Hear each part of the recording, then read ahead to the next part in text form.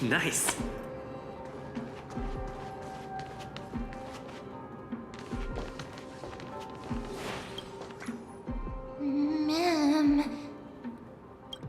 Cersei's was right. He's indeed here.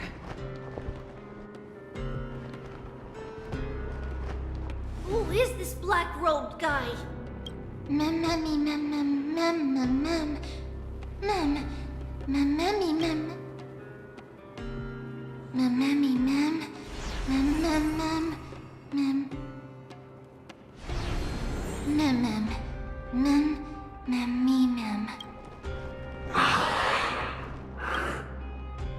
Everyone, brace yourself. This must be the hunter reborn from the black tide that Cersei's was talking about. The black sword and cloak. The owner of the piece of cloth. The north wind that sent over the deathly fog of Thanatos. You're not demigods.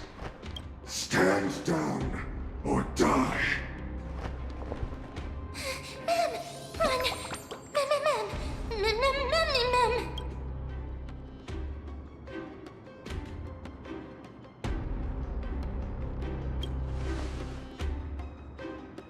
That's right.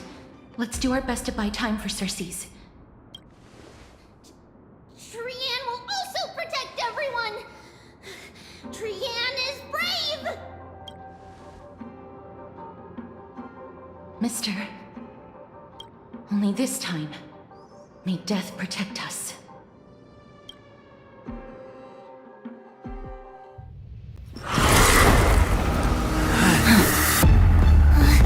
Be careful. One slash. Two slashes.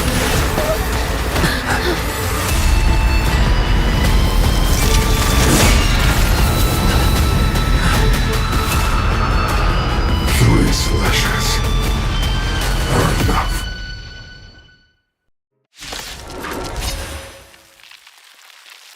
Who exactly are you?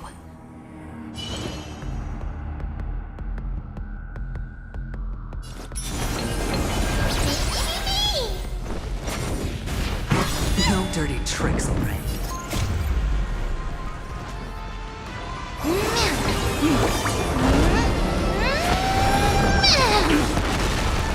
Bless. Watch your head. Fiend or devil. I'll crush them all. The dice have been cast. Bust. Or maybe I'll take it all.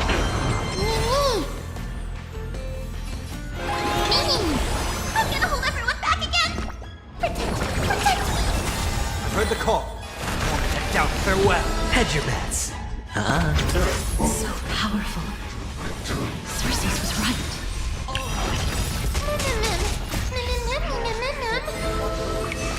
Guide you on your path.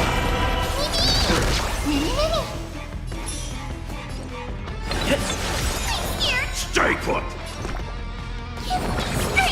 I can't thank you enough.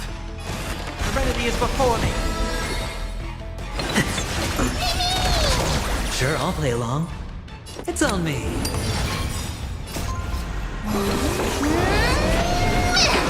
Return to the great tree. Watch your head. Offer your souls to the fire. Not good.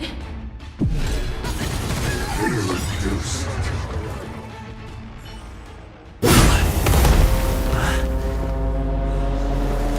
In that case...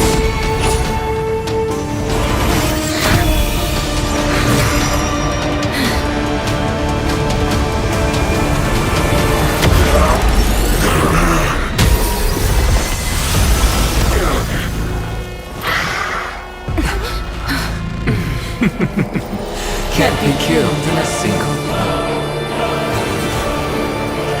You are indeed no ordinary human.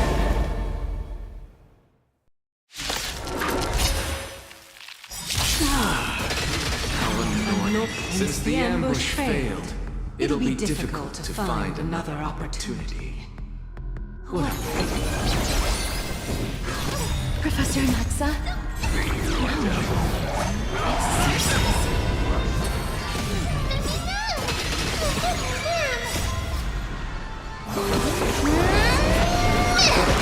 The dice have been cast. Bust. Or maybe I'll take it all! This mortal will watch over you, guide you on your path.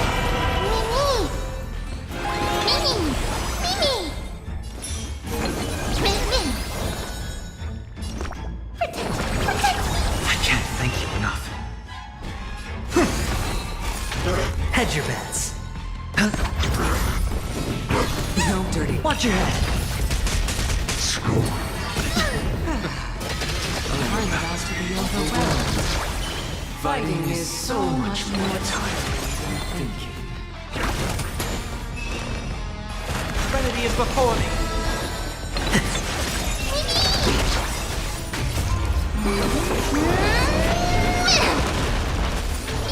That was tough. I'm truly exhausted. Spend freely.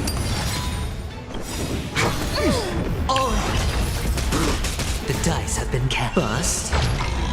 Or maybe I'll take it all! Watch your head.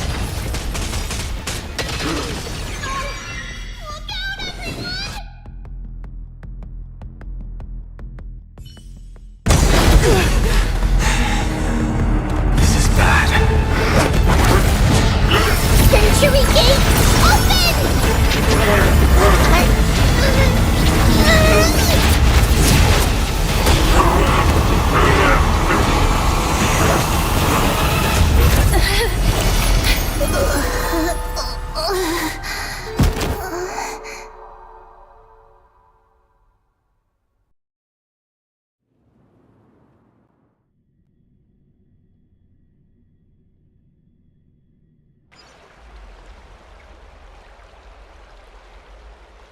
Phew. That was a close call. Thank goodness that we returned to Akama unharmed.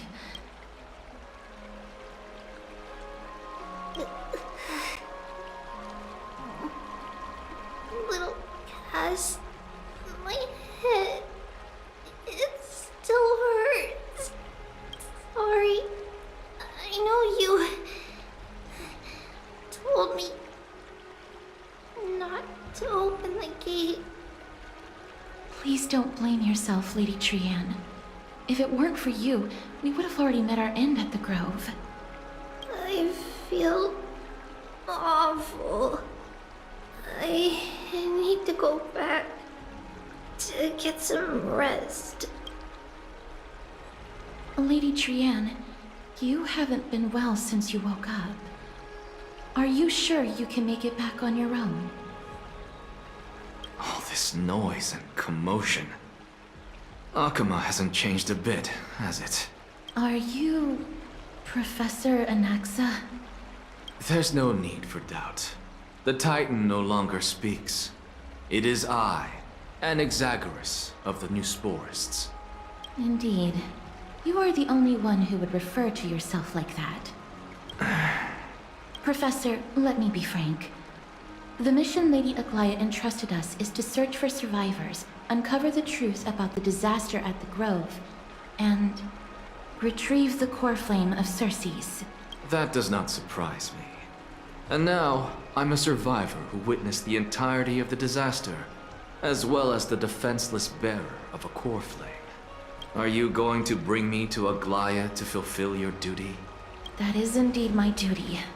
But I prefer not to present you to her as a captive or spoil of battle. Fine. There's no need to make your life difficult. I'm not against meeting that woman. But I have some things to take care of first. The families of some of my fellow Grove Scholars live in the Holy City. Before we meet Aglaya, I want to visit them. Because Lady Aglaya will probably be against it. Let me guess. That woman will not only prevent me from visiting the families of the deceased, but will also suppress any information about the Grove. She's always been that cold-hearted. My fellows at the Grove gave their lives defending the core flame and fighting the Black Tide alongside me. Their families deserve to know the truth. You intend to do it without her knowledge. Do you really think that woman would treat me well, even if I behaved and proved my loyalty? I wouldn't mind seeing a bit more anger on her face. Are you going to stop me, Castorus? I will accompany you, but please understand that Lady Aglaya has her own considerations. You truly have the makings of a fine scholar, putting yourself in other people's shoes like that. Let's go. I won't go overboard. So, after all these years, you and Lady Aglaya are still... Neither of us is narrow-minded. You should know the root cause of our conflict. Hello. And you are? Hello. If I'm not mistaken, you are Kallinicus's wife, right? Yes. Oh, are you a messenger? No wonder I haven't heard any news for so long. There's been a change in personnel, hasn't there? Ma'am, Kallinicus passed away a few days ago, defending the Grove against the Black Tide. So... did he manage to defend the Grove? Huh? Yes. He managed to protect Cersei's core flame, at the cost of his life. I see.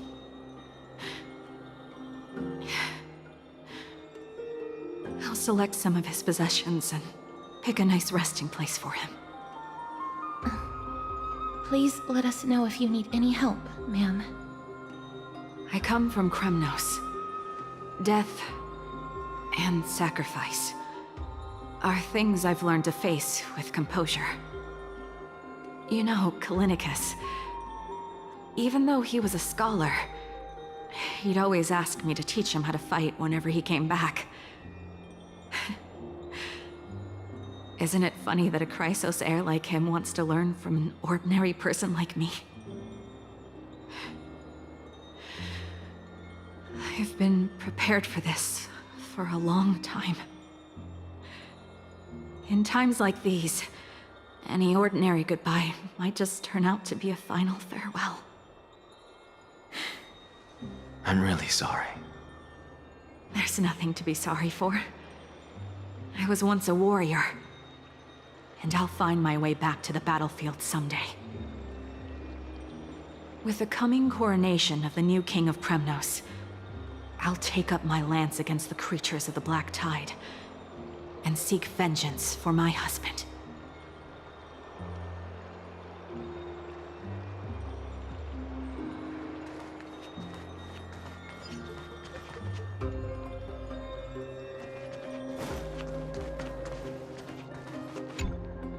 Oh, hello, young ones. Is there anything I can help you with?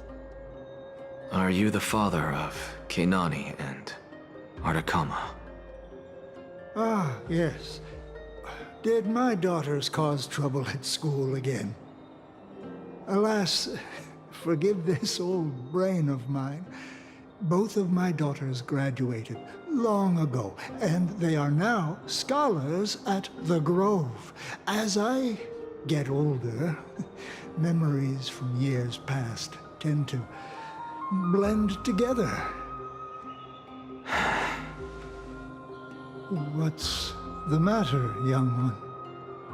Why so quiet? Did my daughters really get into some trouble? If they refuse to apologize, just let me know. Their old dad can still talk some sense into them. What should we do? I really can't tell him. Mr. Fabio, the Black Tide took Keinani and Artakama. What? They fought until their last breath against the Black Tide to defend the Grove. As the Chrysos heir stationed at the Grove, I failed to protect them. Mr. Fabio, if you're upset... Don't put it that way. Even if my Artakama wasn't one of the Chrysos heirs mentioned in the prophecy, she was still a heroine, wasn't she?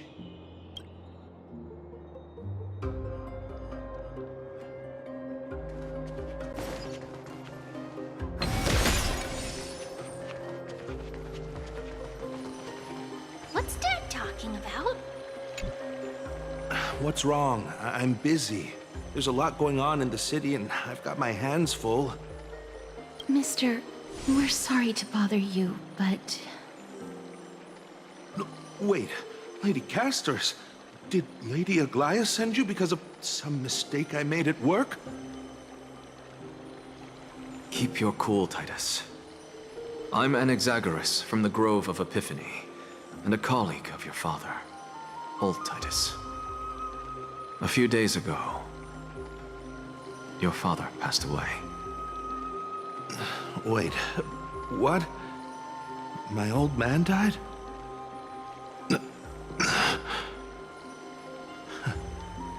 That's no shocker. At his age, he was due for the River of Souls any time.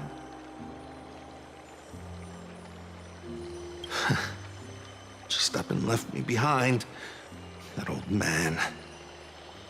I've been telling him for ages to stay in the Holy City and enjoy his retirement. But no, he just had to go off to that grove and mess around with those scholars. Still wouldn't budge after all those arguments. That stubborn old thing. I already got him a retirement home and was waiting for him to come around. All my effort is wasted now, and he didn't even give me a chance to say goodbye. That bull-headed old man, stubborn as a mule.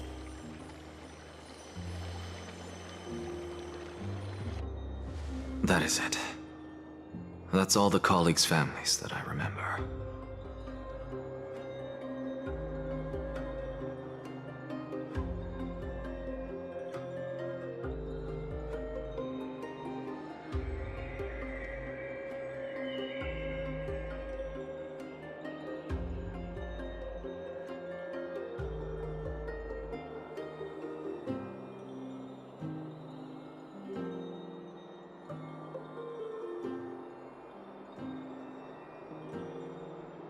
Good work, Mister.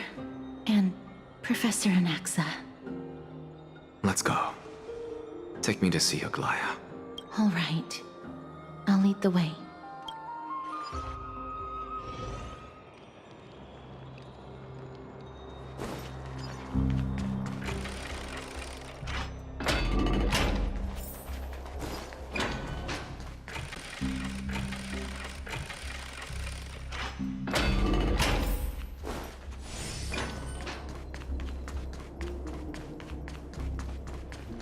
Let's go back there.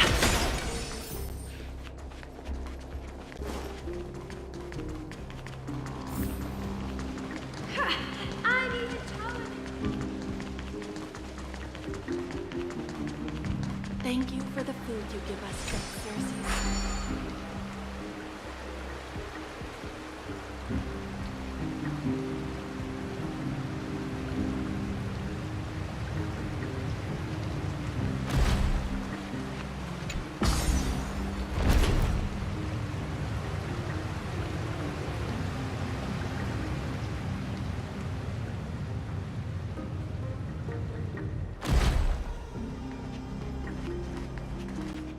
Miss Castoris, my lord, you're back.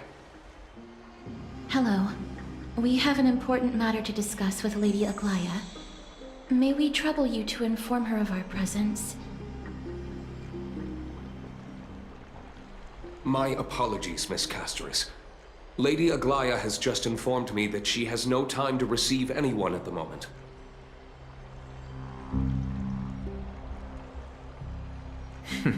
That's just great.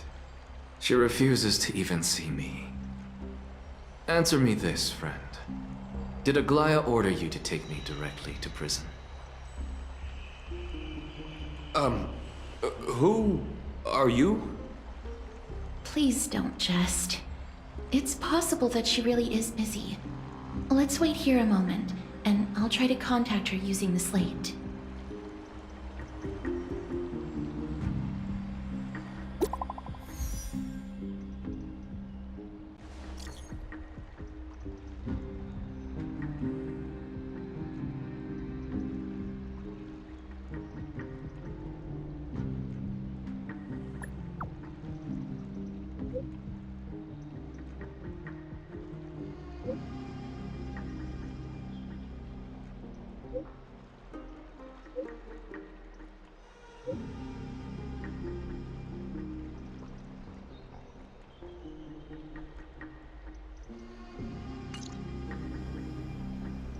It's fortunate we don't have to confront that woman while I'm hauling around this sick body.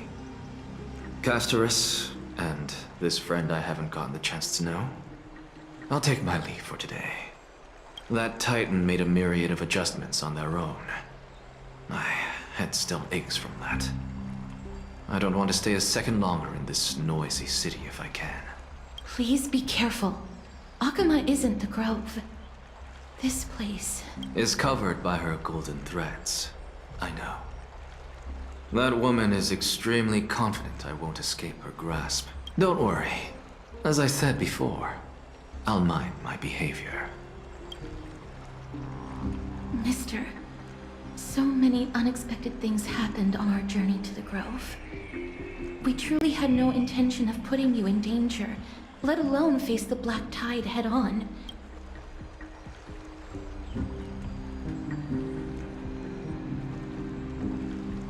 The Black Tide is not just an enemy of Akama, but all of Amphorius. Even back when the forces of strife coveted the Holy City, their warriors still undeniably halted the Black Tide outside Castrum Kremnos.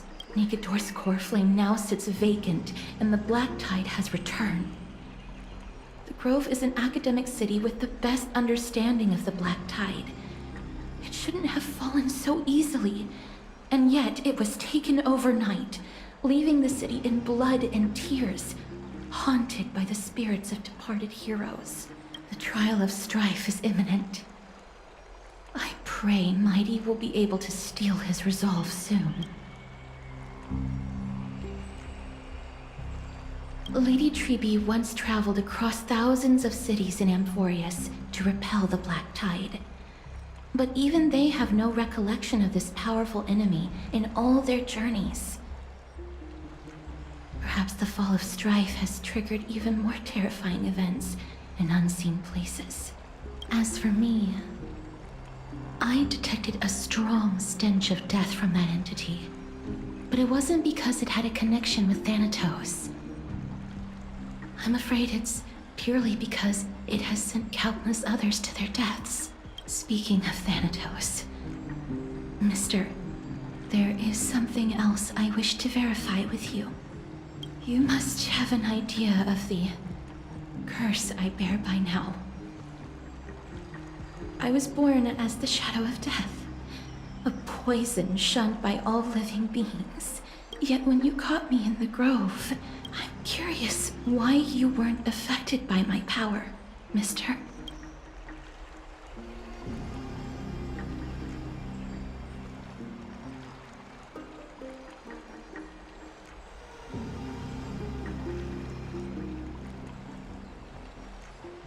My apologies for the abrupt question.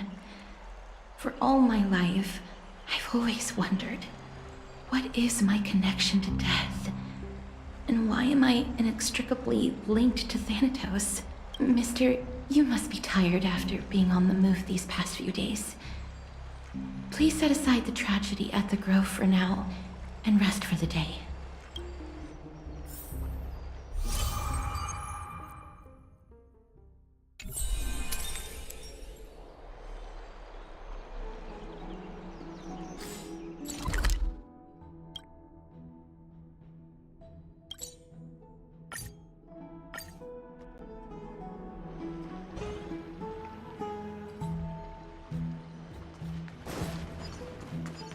I'd love to go in and take a look.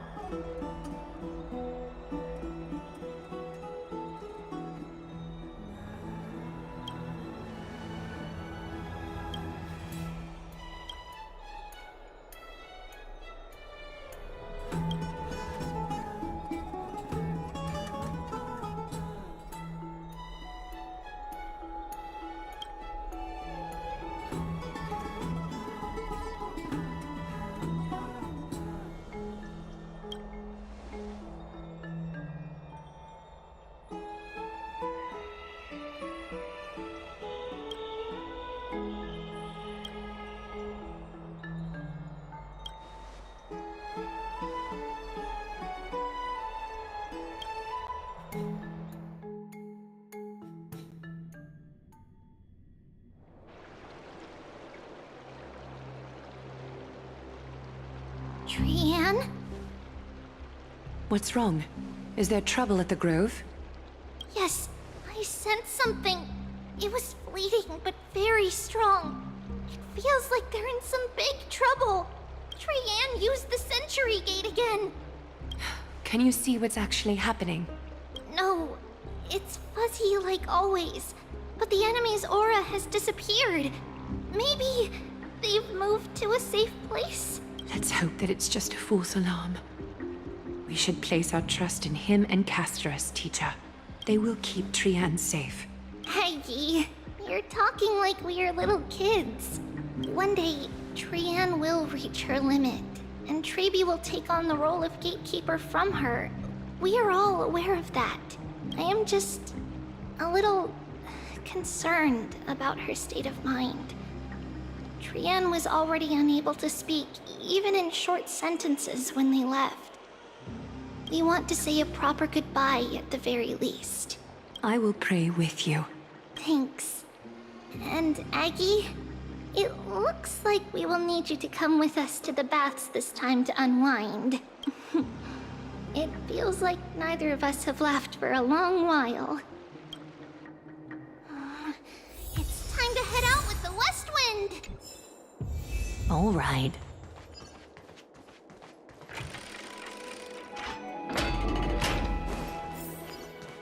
Here's really hot and heavy. Has it always been like this? Is someone injured over there? What happened here? What? Watch out! For the Kremnoan! Kremnoan? This is their doing? Aggie, now's not the time to dwell on that. Let's help the injured people first. Excuse me! Oh, you two are here as well. That's a relief. Even the Twilight Courtyard is involved? What in the world happened here? I actually just came to relax. But as soon as I got here, I saw all these people lying on the ground. I've examined them, and they don't seem to be seriously ill. It feels like they've just spent too much time in the hot water. Multiple individuals fainting simultaneously from the hot pool steam? Where is the manager of the baths? He disappeared, and no one knows where he's gone to. Some people have been saying that the Kremnoans are behind this. Lady Aglaia. Let these people rest. The two of you, please come with me. Have you thought of something, Aggie? Yes. While their intentions elude me, it's time to bring this farce to a close. What's going on?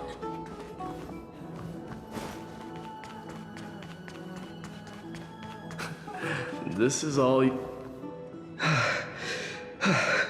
Snowy! Even Snowy! The culprit is Mightimos. Oh. Dee! What did you do to everybody?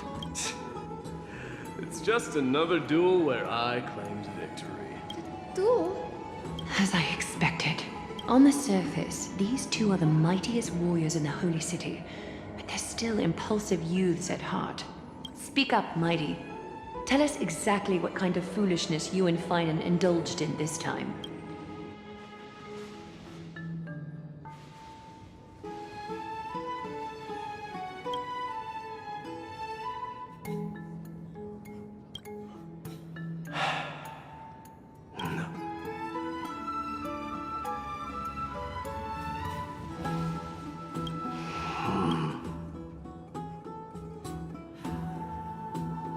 Am I seeing things? Is the magnificent deliverer finally deigning to step outside? What kind of response is that? Nothing. I was just imitating your usual response. I don't feel anything special from you. Have you passed the demigod trial? The ritual hasn't reopened yet. In case you forgot, it hasn't been that long since I pulled you out of the trial. I didn't forget. Then, you're welcome. In twilight's last gleam, Makima stands bold. Her walls sturdy, tales untold. Dreaming of her fruitful gardens, pilgrims arrive from distant lands. Figs and olives, oh so grand. Yet little do they know that they will step into flames. Fuel to the fire, a burning brand. What are you playing at this time? I just felt like reciting a few lines of poetry.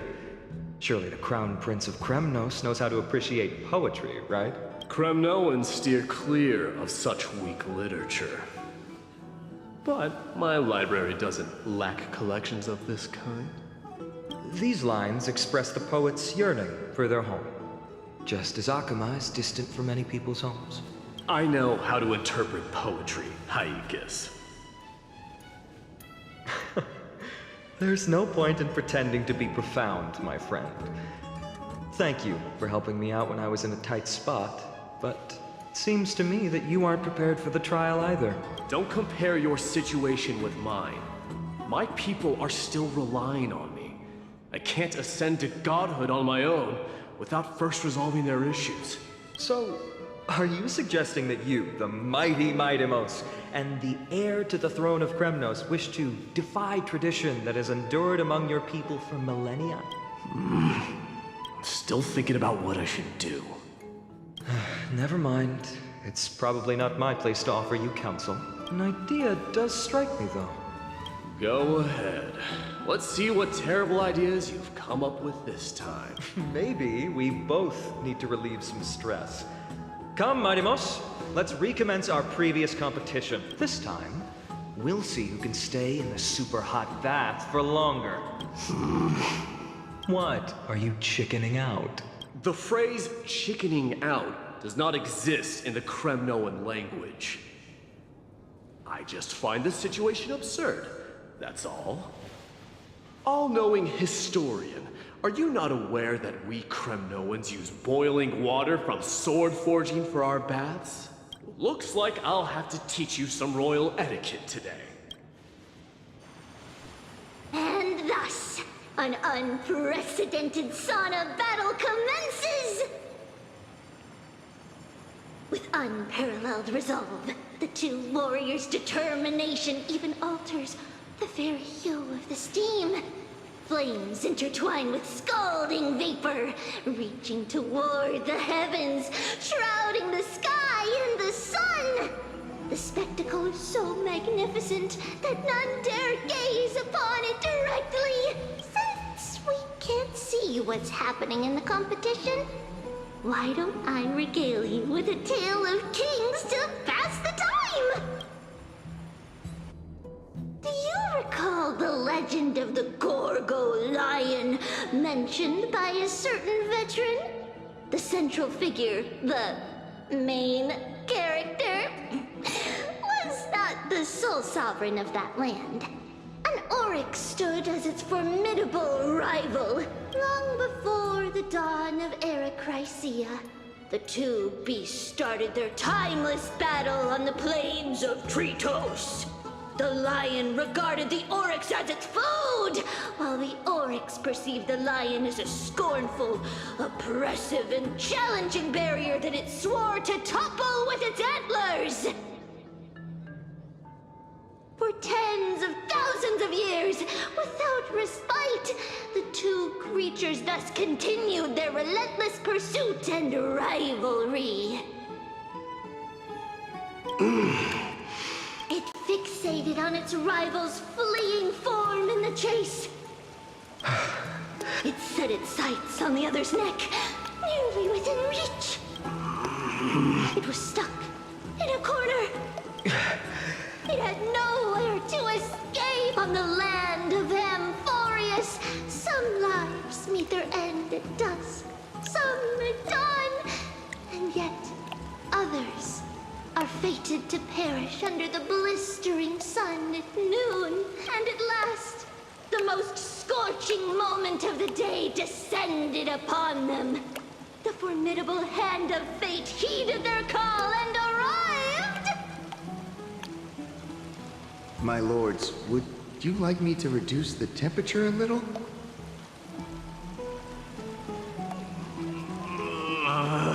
What? You're chickening out already? Get lost. Are you asking me to get lost, or...? Do whatever you want. Oh, please forgive my presumptuousness, my lords. What a spectacle of folly. This is what you get for daring to challenge a Kremnoan without understanding your own place. What I'm saying is, your little game dragged down quite a few innocent souls alongside you. We will personally escort back home the customers left awestruck by our formidable presence. This isn't fair. You are wearing way less than I am. Is this the latest trend now? Getting into the baths while dressed in full armor? Don't look at me like that. It was he who challenged me. There is no word for flee in the Kremnoan language. Very well. Let us bring this farce to a close, shall we? Warriors, it is time to get moving.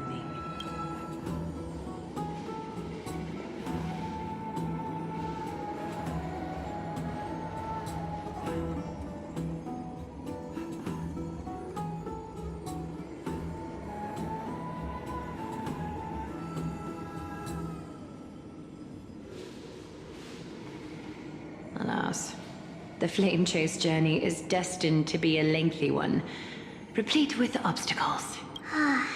But thanks to those two, all the gloom has vanished into thin air.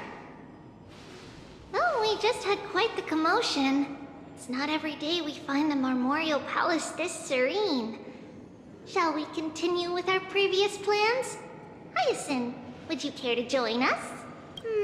Such an empty bath is indeed a rare sight. I was looking forward to unwinding after work. I'd be delighted to accept your invitation, Lady Treeby. How about we go to the biggest bath?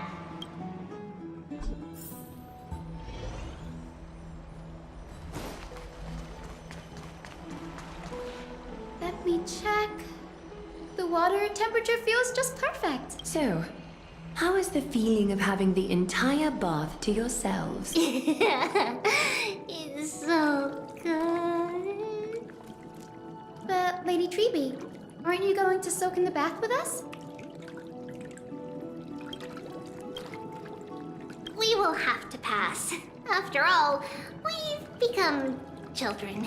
Please understand that she can no longer endure the heat of this pool due to the blessings of Yanis.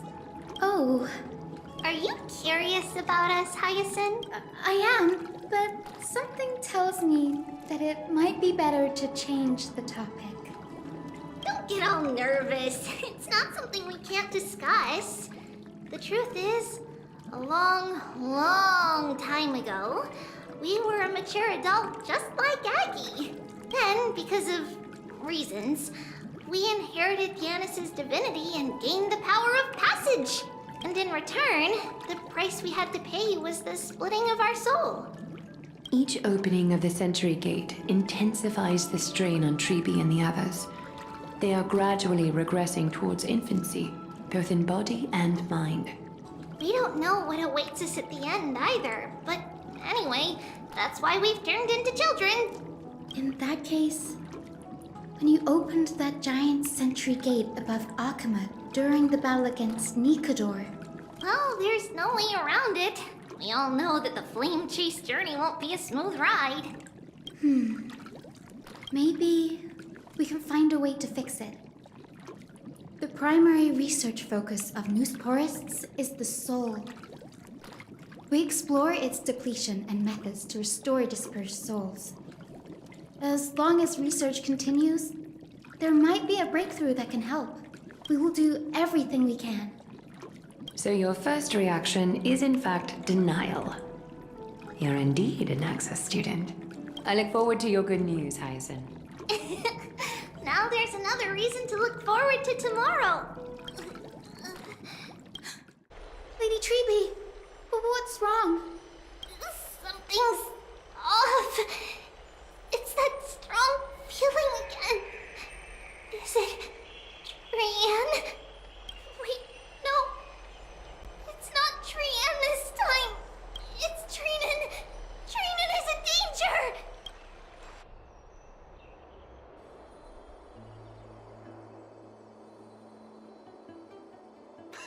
I win this round of escorting the bathers home. How does one contender alone make a valid competition? Offering a compliment or two wouldn't be the end of you, you know. What is that word? Is that your native tongue? It means hyena. I'm likening you to a weak hyena. By the way, you emphasize the completely wrong syllable. Though we've been acquainted for some time, I have rarely heard you talk in the ancient tongue of Kremnos. It's because I'm not exactly a master at it either. I can listen and read just fine, but when it comes to writing... You can write? You speak as if you don't have a brain. That was in jest. I understand. After all, you spent all your childhood wandering far from home. Worry about yourself first, Deliverer. You also never mention your hometown, apart from when you need to introduce yourself. Well, it's because there isn't much to say. Ides Elysiae is simply a tiny village that disappeared many years ago in the flames of war. The only times I get to see it are in my dreams, and in the trial from the Lance of Fury. I knew it. Yes, I saw it all. Ides Elysiae ablaze with everyone. My family, friends, and my kin, lying in a sea of flames. A blood-red half-sun hung in the sky, just like on that day. And before my eyes, that murderer killed Cyrene. But I saw its form this time. A black cloak, an eerie mask, and a broken giant sword that carried an ominous aura. I fought it in the trial. But even though I've been fighting, improving, and resolutely getting stronger all this time, I still couldn't defeat it. You were blinded by hatred, and almost lost yourself in that trial. That's right. And that's why I am truly thankful to you, Mightymas. You finally picked up some manners. Better late than never. Then what about you, Mighty? What did you see in that trial? What do you fear? There is no word for fear in the Kremnoan language. I'm getting the feeling that your language has no words at all. But to answer your question, I saw Akuma in the trial. As well as... my old comrades. Hephaestion. Perdiccas. Ionius. Ptolemy. And Possesta. Ever since I returned from the Sea of Souls, these five have been by my side. We faced life and death together during our days in exile. Those 10 years were arduous, yet filled with moments worth treasuring. Each night, we would gather by the campfire, savoring honey brews and singing our hearts out. The wind in the wilds of Amphorius smelled like rust. Hephaestion would always tease me about adding goat milk to the honey brew, claiming I ruined the blood-red color of the drink. He had a scrawny figure, but was a relentless force on the battlefield, dispatching foes without so much as a blink. Perdiccas was an expert in concocting medicines, delving into all those strange folk remedies. Leonius was a swift runner and our most reliable messenger. Ptolemy was a real bookworm, always spouting off in chapters and verses. When we left Kremnos, he made off with a stack of ancient tomes from the Grand Library. Not like it mattered, as my family owns the library. And then there was Possesta. He was the silent type, but a truly masterful musician. This is the first time I've heard you mention these five. And they died on the battlefield before the Kremnoan detachment managed to join Akuma. Perdiccas was the first to go. He was shot in the stomach by a poisonous arrow from the people of Ladon in the second month of cultivation. In the end, his remedies mended all but himself. Midamos, do not mourn. I have achieved honor by bestowing a noble death upon the enemy. Leonius died in the 5th winter. Idonia's snowstorm lasted 3 full months. On the night of the fiercest storm, our foes launched their assault. Idonia? Is that the city Castorus used to live in? Yes. Those zealots were as fearless as Kremnoans in the face of death, but they lacked respect for honor. They cornered us in the bottomless swamp. Leonius covered for our retreat. They cut his legs off. He vanished into the mire of a foreign land, his body never to be recovered. This is perfect. Mighty Most, I can finally deliver the news of you ascending the throne to the Nether Realm. 20 dusks later, we finally breached the walls of Idonia and entertained the usurper's plea for peace. However, the rebels refused to surrender and set up an ambush within the city. Ptolemy and his cavalry met their end before they could even relish our triumph. Those obelisks that collapsed after being set on fire became their final resting place. Midamos, please, tell my family.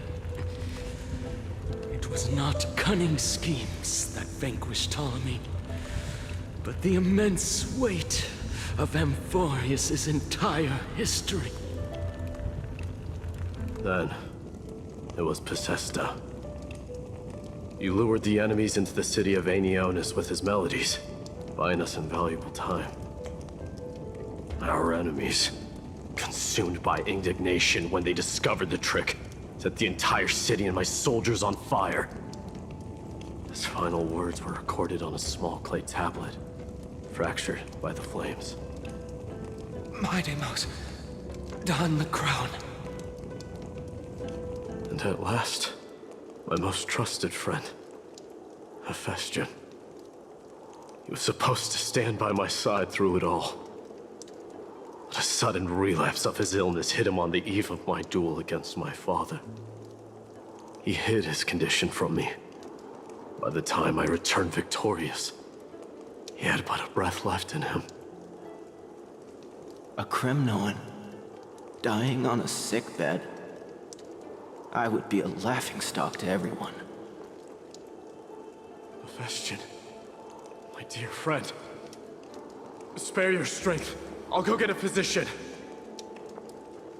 No need.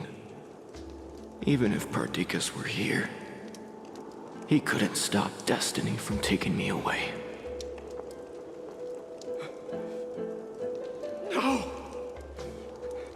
can take you away.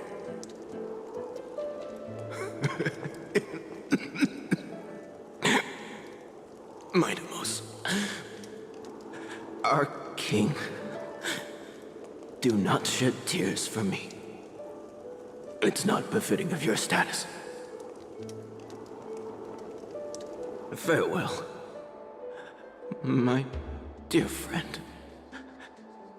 You must lead us back home. What a grave trial indeed. Now I understand why you see immortality as a defect, or even a curse. My father threw me into the sea of souls to break the wheel of karma. But little did he realize it would grant me an immortal body and summon a fated revenge on his head. Following his demise, I considered leading my people back to our homeland. Kremnos had already turned it into a wasteland. Only darkness and insanity thrived there. Against the dissent of many, Krateros included, I made the Kremnoan detachment stay in Akama. But I know that their glory will never be doused out.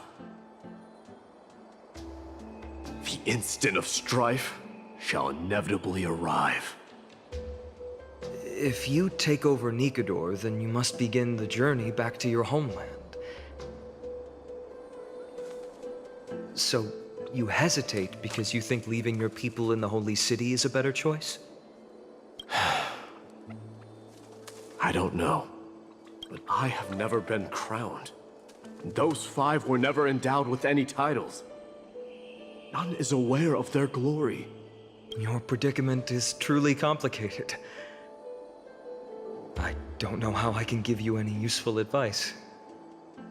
Maybe you could seek counsel from more people, such as the Grand Craftsman. Cartonis' people seem to have been through comparable dilemmas. And that teacher of yours, Krateros? Dee, we've got a big problem! Big problem! Lady Triby, what's making you so flustered? Hurry up and go save Trinan! She got abducted by Krateros!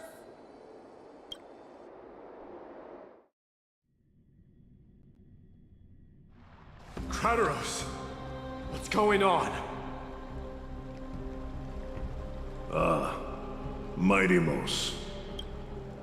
It seems I was the one who exposed my vulnerabilities first. Aglaya, I demand an explanation. This man abducted Trinan by force and forced her to bring him to the vortex of Genesis. He then brazenly stepped into the trial of the Lance of Fury, and naturally failed. Is she telling the truth? Why did you do that? Because I don't want to wait anymore. Your hesitation made me desperate. If you want to run away from your destiny to become king, then keep running. Someone will eventually stand up and fill in the gap left by strife. Then they will lead our people home. Age has blinded you, teacher. Can't you see that I'm hesitating because of this very recklessness seared into your blood? Krateros, do you truly believe you're worthy of entering the trial?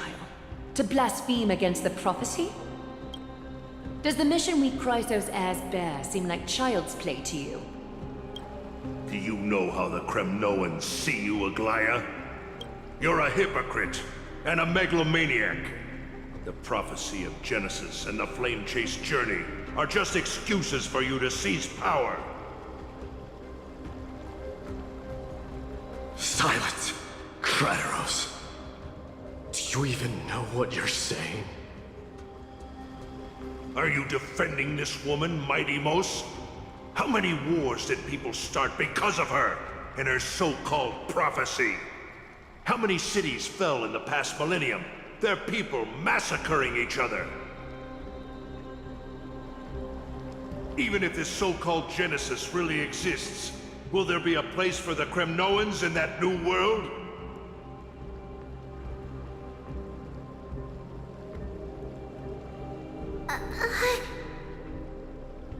Are you done talking? By agreement between the Chrysos heirs and the Council of Elders, those who trespass upon the Vortex of Genesis need not be tried by the Council. I am allowed to pass judgment alone. Krateros, your actions are unforgivable. I hereby sentence you. Aggie, wait! We have a proposal! Someone has to resolve this conflict between the cities. Lord Krateros did not use violence to harm us. We can sense that his anxiety stems from his concern for his people's future. Please, Aglaya, hear us out first. I'm listening. I'm sorry, Lord Krateros. We were so preoccupied with deciphering the fragments of prophecy that we neglected those of you not favored by its message. Your accusations were harsh, but justified. We wish to earn your trust and those of the Kremnoans. I think the best way to do that is to take you to witness the source of the prophecy for yourself. How are you going to show me something that has no form? You've heard about that Outlander, right? He has somehow made a connection with Orynyx and can completely replicate scenes from the past. We will ask for his aid. Tomorrow, at the Abyss of Fate in the Temple of Yanisopolis, we will show you everything from that distant memory, Krateros. A fair proposal. I accept. Until then, you will be stripped of your freedom. That is my one condition, and I will brook no argument. It is not the first time I've been made someone else's prisoner. Do as you please, demigod. Teacher, why did you do this? Forgive me, young master. But I just cannot wait any longer. Ever since your father died, our people and I have been waiting for a day to revive Kremnos. We placed all of our hopes in you, but never received an answer. This obsession for returning home has become a sickness for our people. Wise as you are, I refuse to believe that you can't see the truth. You have a clear head, which is why you're also incomparably alone. A smart person can only choose to tangle himself with the mundane of this world.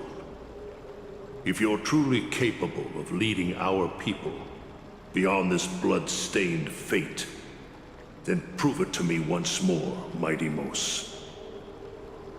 Just as you did back then.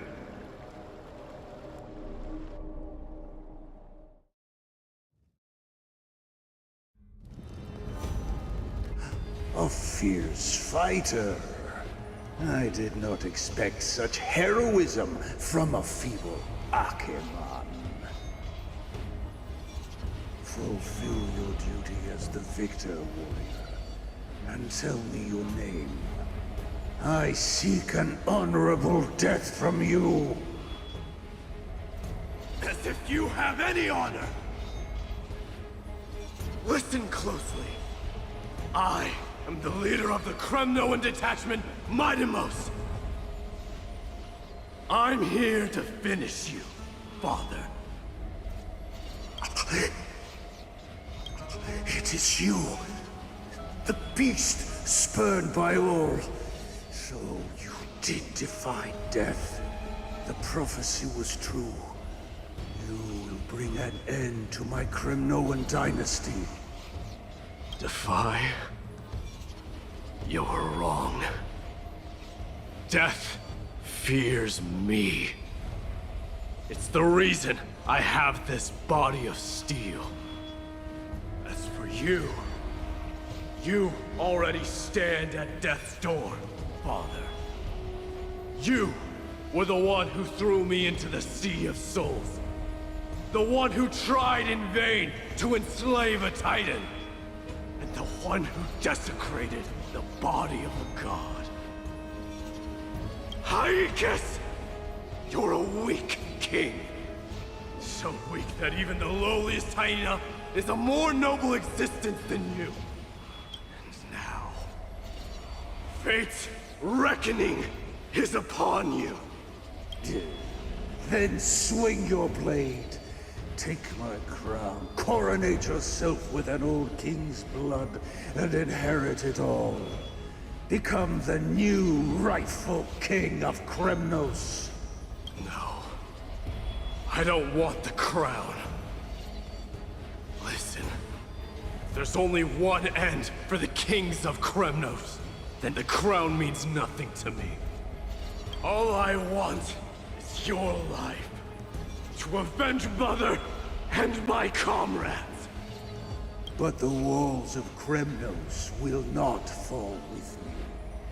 Do you truly think you can escape fate's grasp, my son? You and I, we're both the same. We feast on strife and fear. Now, kill me!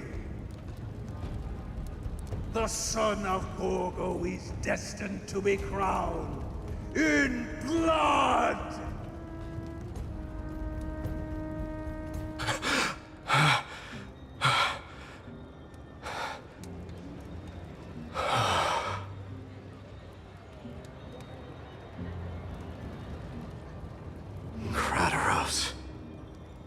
He said the Grand Craftsman Cartonus might have some suggestions. Might as well go see him. Grand Craftsman, how have you been? King of Kremnos it is.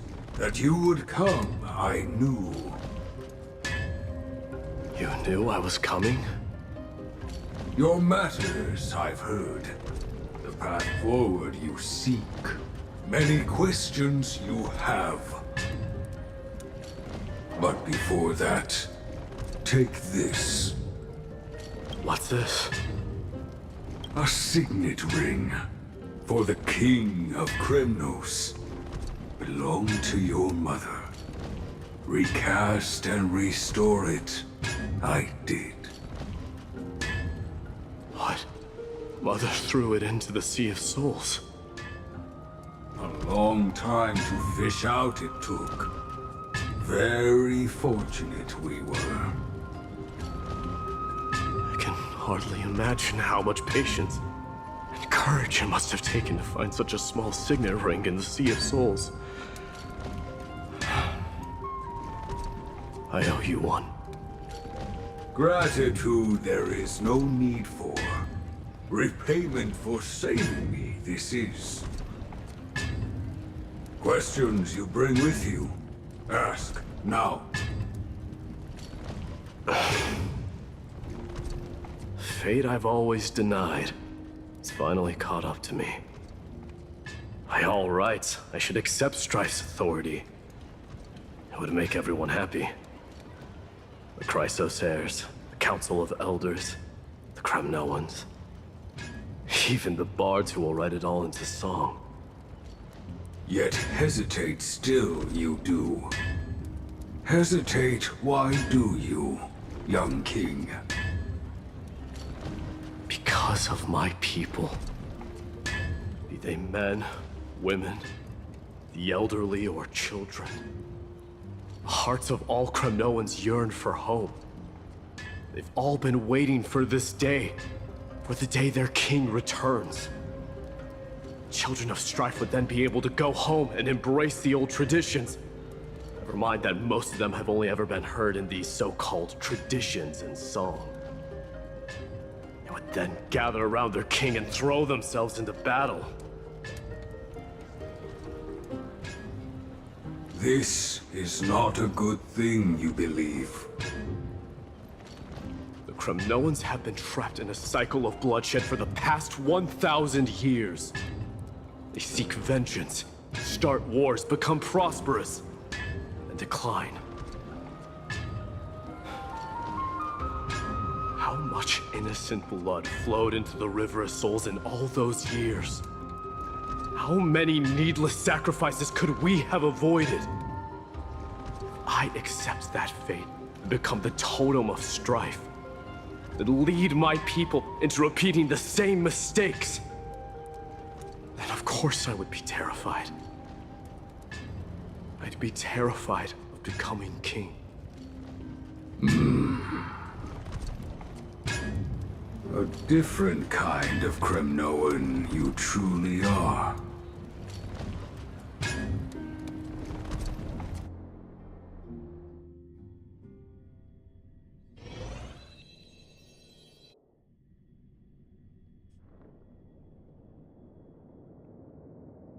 Mama, I had a dream last night. Oh. Now what did you dream about, my darling Trebios? I had a dream that I turned into many me's. Then we made the moon into a ship and made the stars into our sails. Then we floated on the ocean and let the wind blow us in any direction it wanted. Well, that sounds like a lovely dream. Yeah! The ocean and the sky were really, really dark, but there were so many of me that I wasn't scared at all because we'd all sing together. The ocean wind blew us onto an island where the wind tasted like flowers. There were bleating sheep and chirping birds inviting us to be their guests. There were so many animals on the island, but none of them ever fought.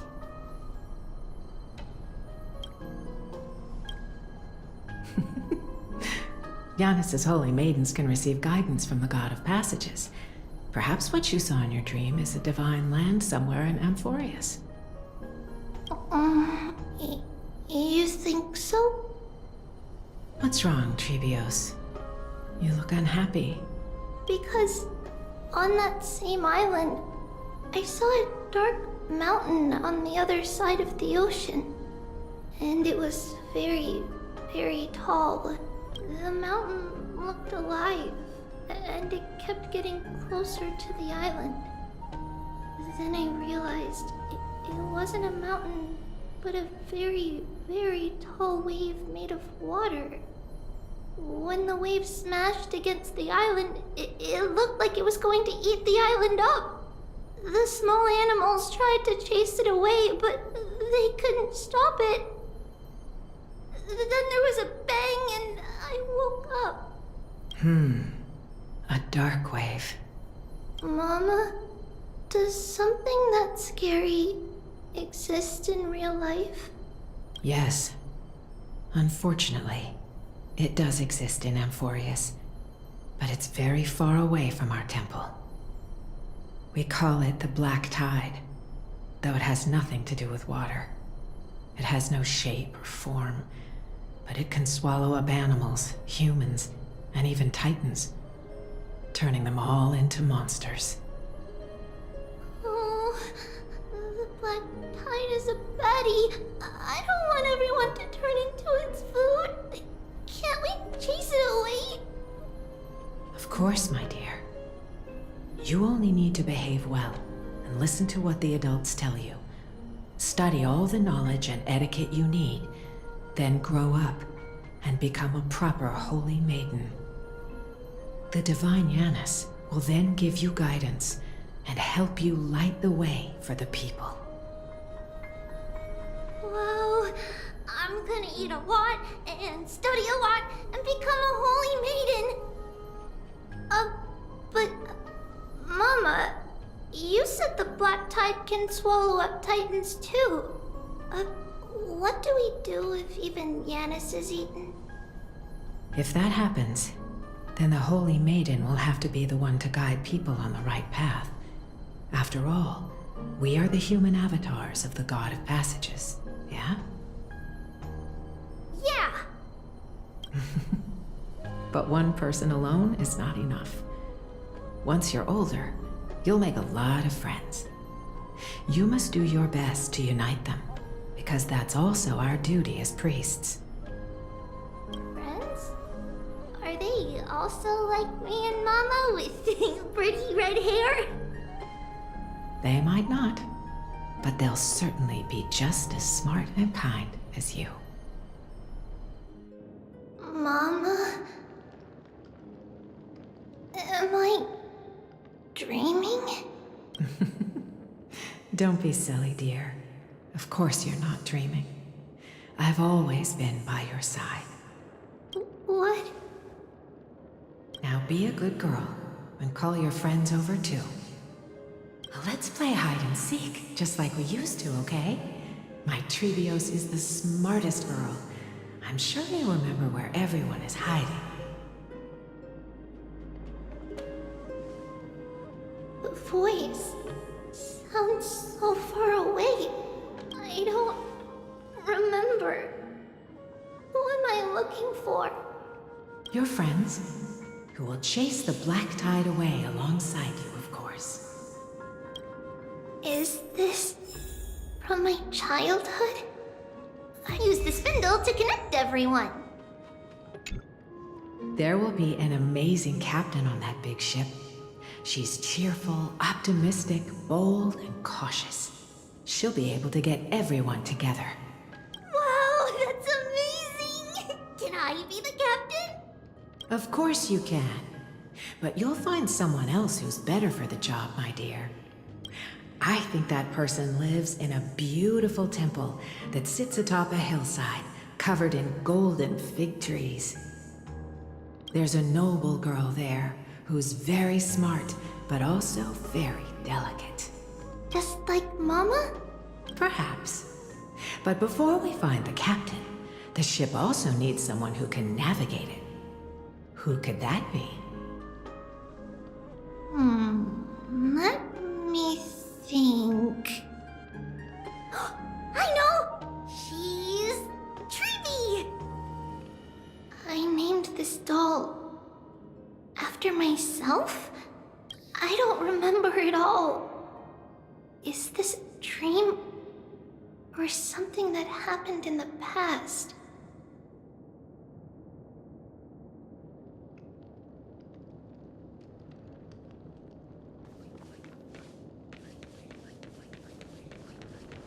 Bad chest!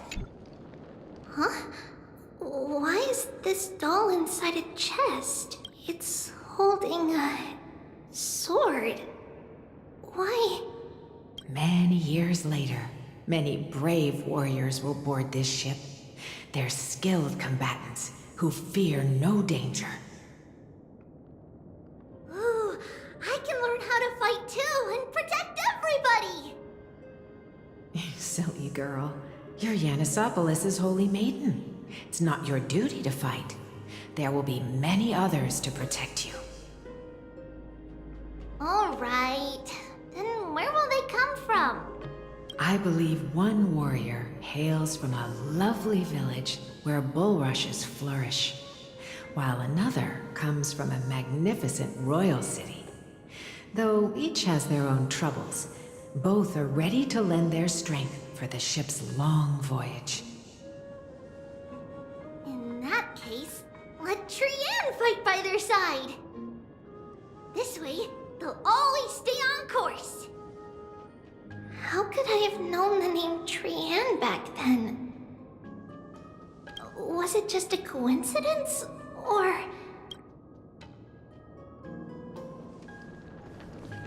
Learning can change your destiny. When navigating at sea, you need to know both astronomy and geography. Isn't Yanis's knowledge enough? Oh, sweetie. The ocean isn't like the land. It's easy to get lost. That's why it's important to learn to recognize the miracle of Aquila. already super duper smart, I'll still try my very best. Circe also favors children who try their best. They will send a wise scholar as everyone's teacher to help you reach your dreams. I want to be a teacher too! Oh, wait. I'm super duper smart. So I want to be the teacher's teacher! Why not? But if you're going to be a teacher, you might need to tone down that hyper energy of yours. Then Trinan can do it! She's well behaved and would make a great teacher. Mama and the others always said that I had a great memory. But now, I can't even tell if this is a memory or a dream. Come, let's line them up.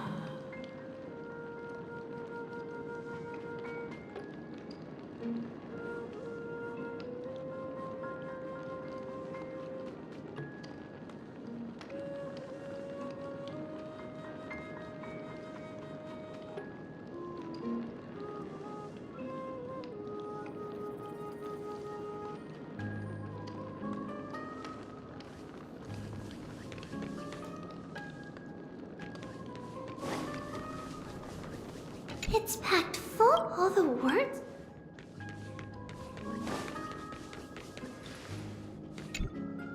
Now, Trebios, set them on this music box and let them compose a melody for our song. Music box? What's that? Sweetheart, are you still groggy from your nap? You invented it. I invented it? What does it do? Oh, my lovely Trebi. You're usually so bright. What's gotten into you today? Well, you might as well see for yourself. Put your good friends on it and see the wonders it can do. Put the dolls on. It's rotating, and I can hear something. That's right. It's a music box. If you place the dolls in the right spots, it will start rotating and play beautiful music. Out of all your inventions, this one is my favorite.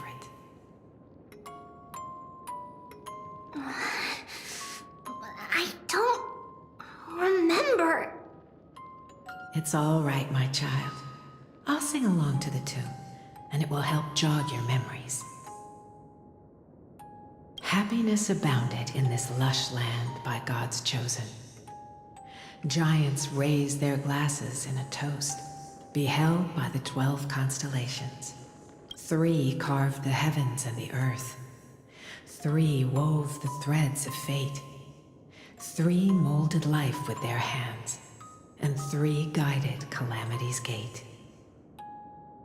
They declared the world too unstirring, hence wished endless laughter upon the living.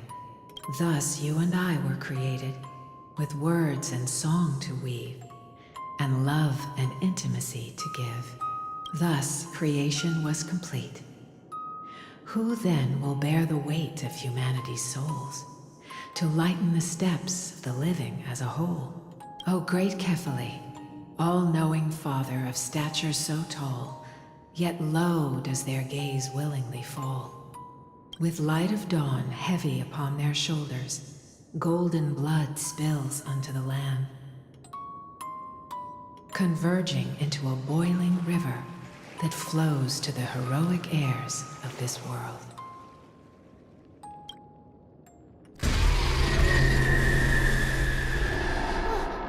What's going on? Oh, Yanis, please lend me your ears. In the black mist, as death and fate draw close, on the bloodied earth, the living dead, but ghosts. What is this world? It mirrors your maze-like fate. What is this world? A silent lament without a trace. What is the past?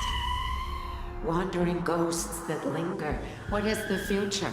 Souls scattered by fate's finger.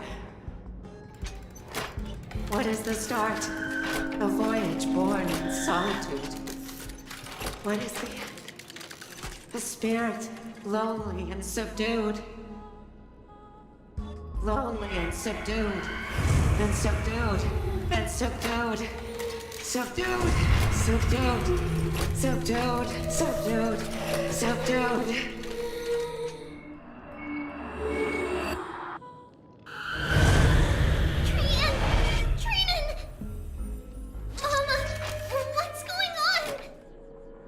Hurry! Run! Trailers, run!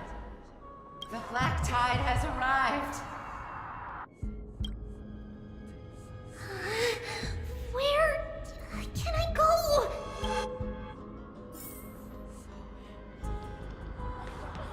What's this?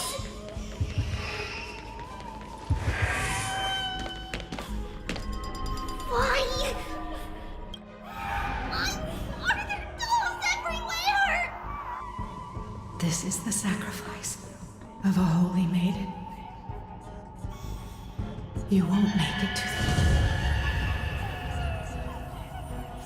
Only one person can. I know! It's fine if we can't reach the end. Our minds are made up. Go. Bid your farewells, Trippins. Time is running out. Mama, are you going to leave me? My sweet girl. I will never leave you. But remember this, Trevios.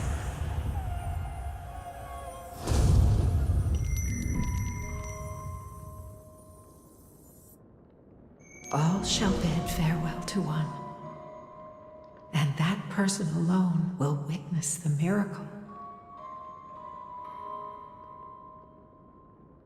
Since your mind is made up, then traverse the black tide and dispel the fog for Amphorius.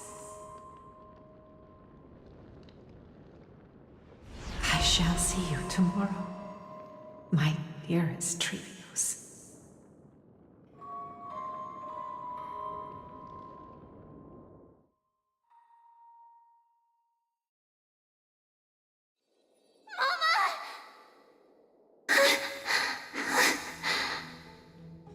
Are we still in a dream?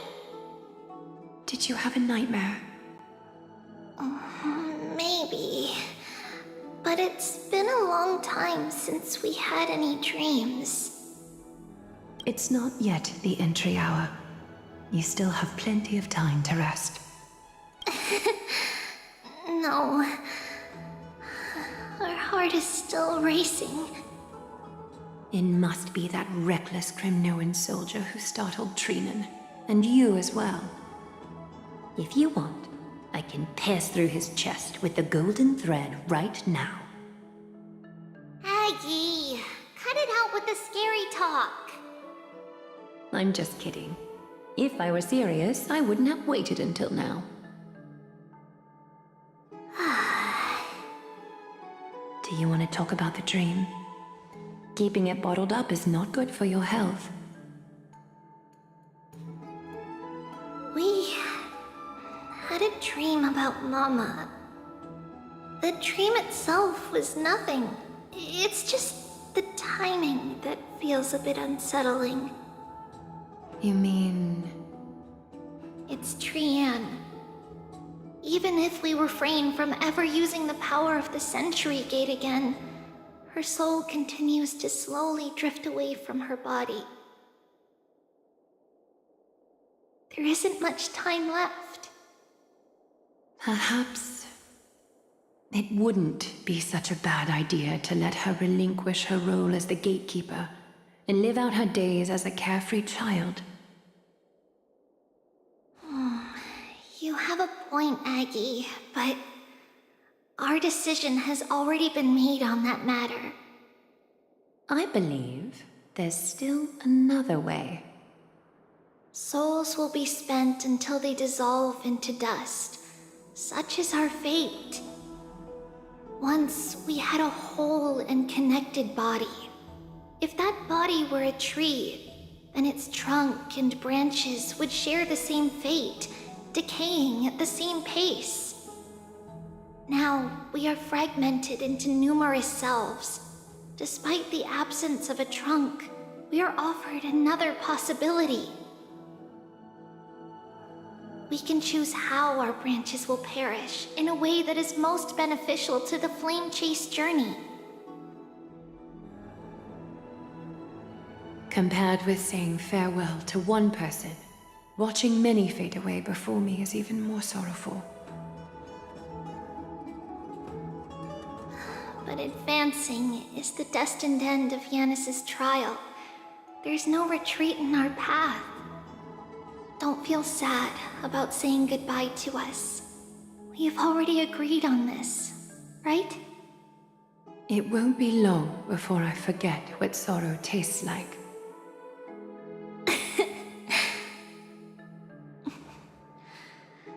So, what would you like for breakfast, Aggie? What? Where did that come from? After all this talking, we are feeling a bit hungry. Plus, it's nearly the entry hour now. Do you remember when we first met, Aggie? You were still a little one, and we caught you secretly eating oatmeal late at night.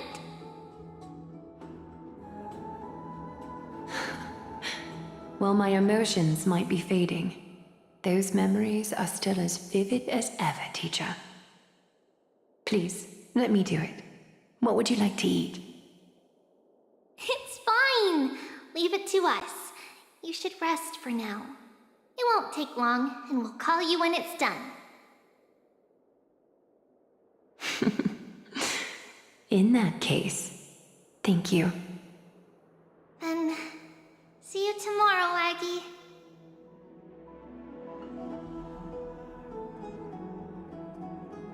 Nevertheless, that nightmare is ominous.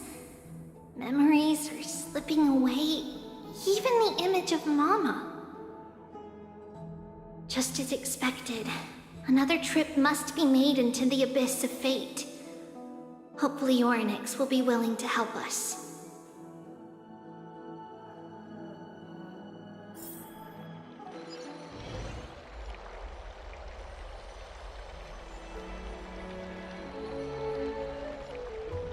Long time no see, Professor Anaxa. Who are you? It's been a while. I'm the one who once overthrew the entire classroom in that spiritual physics lecture. Oh, it's you. No way. Do you really still remember that, Professor? I remember that glib tongue of yours. What brings you here? Surely you're not here to reminisce. You could tell. Of course. You only beat around the bush when you have a hidden agenda. That's not true. I'm here to seek enlightenment, as always. Could you please teach me everything you know about the black-robed swordmaster? Rumors sure travel fast. Unfortunately, I too know nothing about it. I can only tell you that it is clad in a black robe and wields a greatsword. At least, it looks like a greatsword. It's shaped like a twisted half-sun, and a peculiar dagger resembling a crescent moon. By the way, take this with you. I got it from the sneak attack. It's yours now. Oh, I was right. It is this thing. The one who torched Ides Elysiae to the ground. And killed everyone. Don't try to be a hero. No one in Akama stands a chance against that thing right now. Is that what the Titan said as well? Not at first. But the god relented after having had a taste of its power. Even with the god possessing me, I couldn't fight against that blade. That incredible power doesn't seem to be granted by any Titan.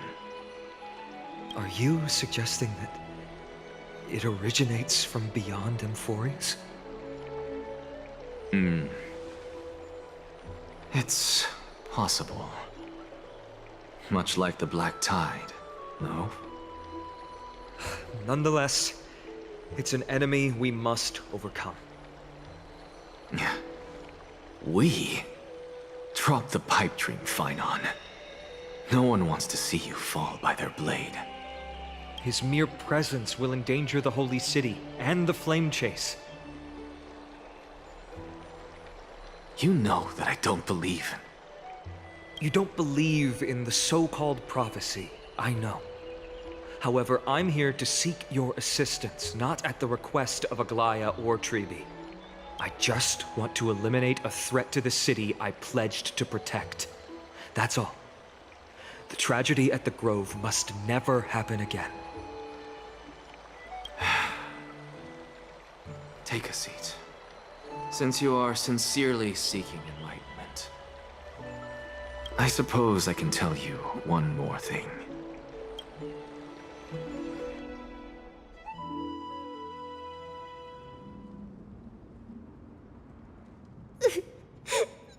What's wrong, Trian? Nothing. Just remembering what happened at the Grove. Monster in the black cloak. So scary. Everyone in danger. Nightmare. I can't forget. Don't be scared. There are no bad guys here. Didn't you save everyone with the Century Gate, Trian? Trian threw it away. Far, far away. It's never coming back. We got back safe from the Grove because of you, Trian. You're the reason the Flame Chase journey can continue. Sorry. Trian feels a bit dizzy.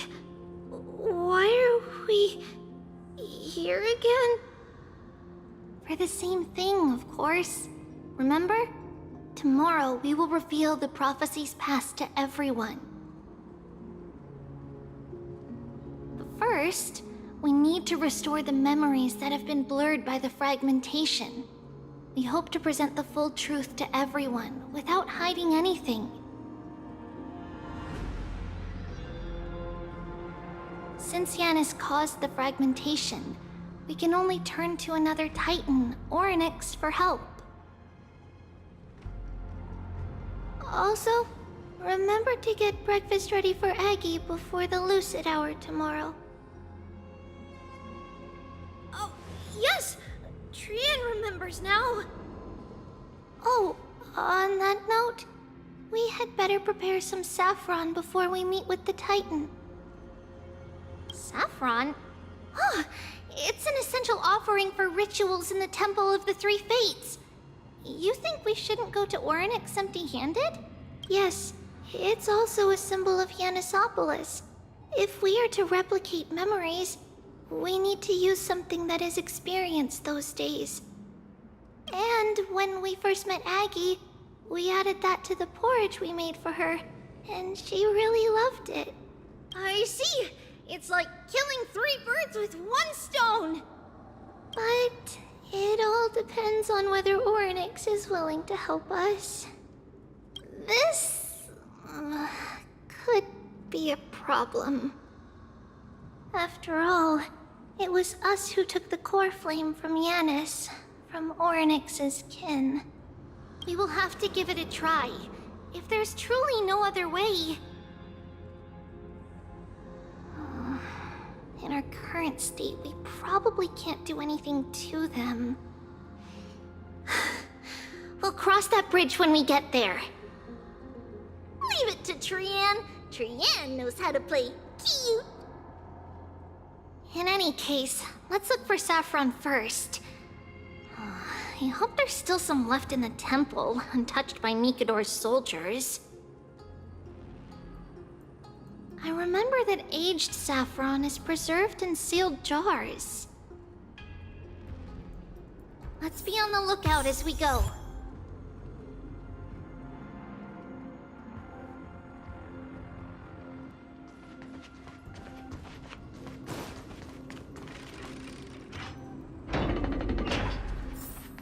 Is a dead end ahead. Turn back, teacher.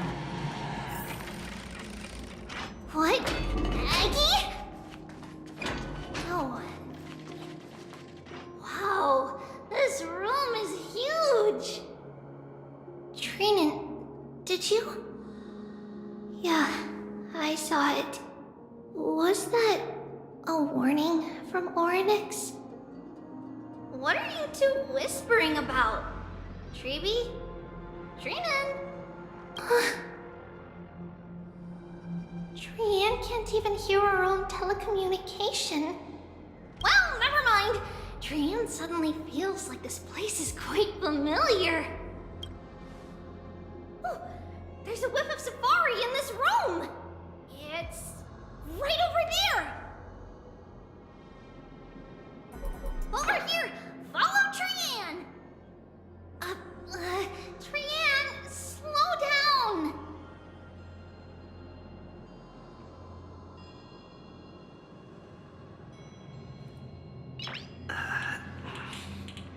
Nice.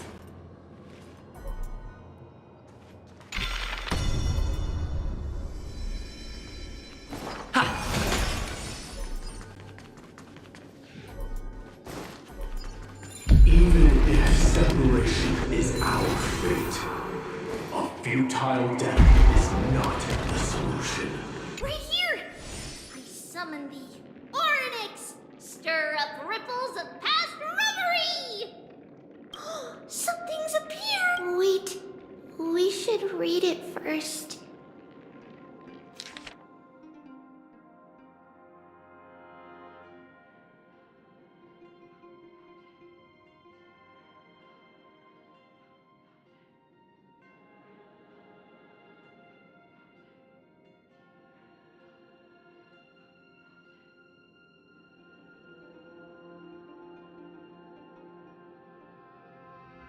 Wait, this is a letter?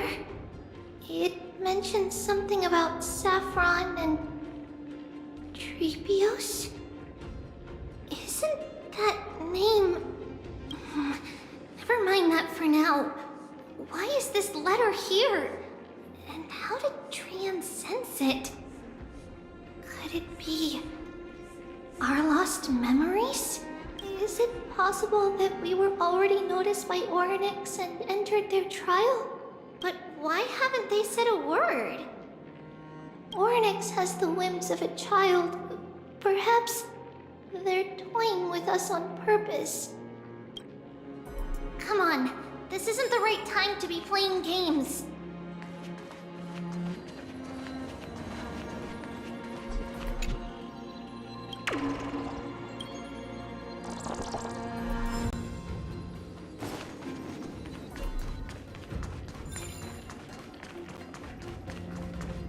Separation and death, reconciliation doesn't come easily for a mortal. Treeby!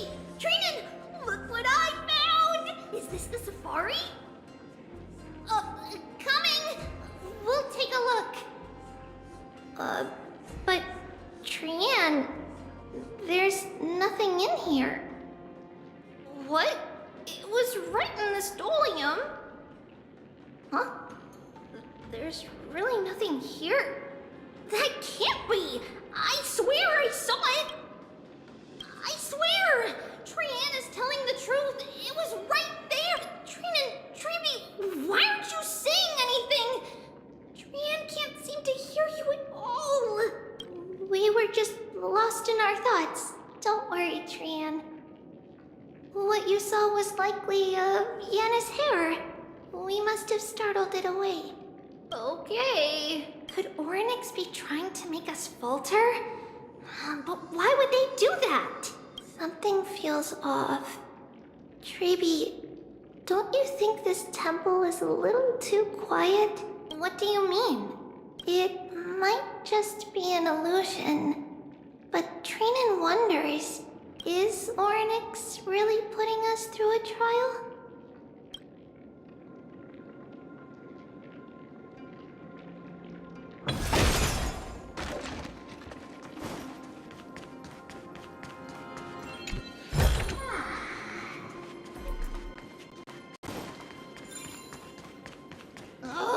Still no luck finding any safari. I suppose we can do without it. Let's try to convince Orynyx. At least they didn't toss us out straight away. Whoa, Trebi, Trinan, look at this! So cool! It's really quiet in here. Do all Titans live in dark places like this? Is that all?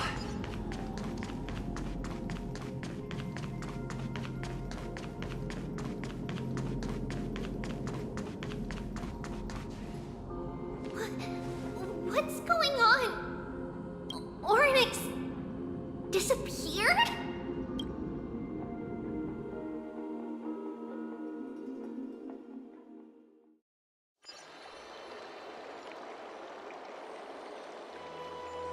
Are you saying that the black-robed swordmaster is not just tied to the Black Tide, but is also hunting for core flames everywhere? This is the most plausible possibility. First, it has a vessel that can hold core flames.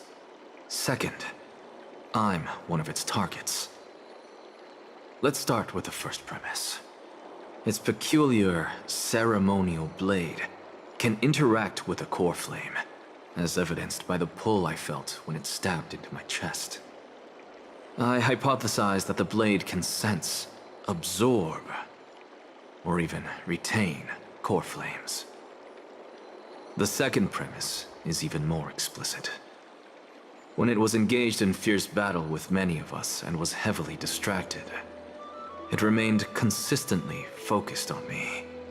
Or rather, on the Titan Circes inside me. So it's plundering the flames. But if your argument holds up, wouldn't he be headed to Akama soon? The vortex of Genesis is full of the Titan's core flames. Not necessarily. Let's call that person the Flame Reaver for now. If my presumption holds, that person has 3 targets. The first target is me. The second target is Orynyx, who hasn't yet fallen. And the third is Akama and the Vortex of Genesis, where the core flames are housed. But I suspect Akama won't be their first target. Kefali's core flame is guarded by the Council of Elders' arcane power. And Fagusa's water curtain should be able to block out any external perceptions. What about Thanatos and Aquila? Their core flames are yet to be restored? The whereabouts of Thanatos remain a mystery to all. As for Aquila, can you fly? No, I can't. Why are you asking that? Can that Swordmaster fly? Good point. But what if he does grow wings? If they had wings, I wouldn't have made it out of the grove alive. That's a relief. Anyway, since the Flame Reaver has 2 targets, we need to move fast. With the distances between Akama, the grove, and these potential targets, I believe we should bolster our defenses and...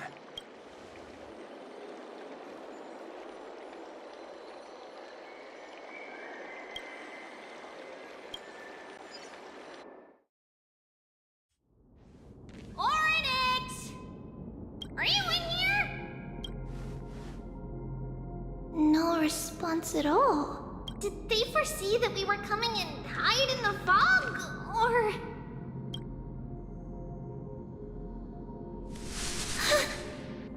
Treeby, we should leave.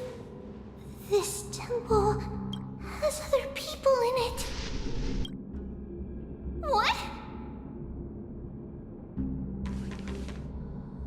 Oh. Listen, footsteps. Fast ones. 3 or 4 people coming this way. Come on, we need to hide. Whoever they are, we can't let them see us. Treeby, Trinan, come check this out. What's this? Trian feels like it's so familiar.